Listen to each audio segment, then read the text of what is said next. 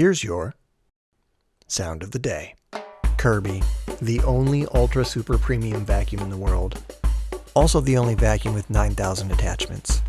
Kirby is owned by the Scott Fetzer Company, which is actually owned by Berkshire Hathaway. Wait, does that mean Warren Buffett made my vacuum? Yes, actually it does. Kirby has relentlessly been sold door to door. You want to buy a vacuum? It's a Kirby. Since 1914. Price? $1,500 to $3,000, depending on this guy's commission.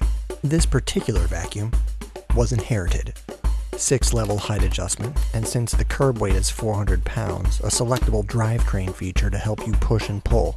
Sleek lines and sultry curves. Stylish enough to be a coffee table piece.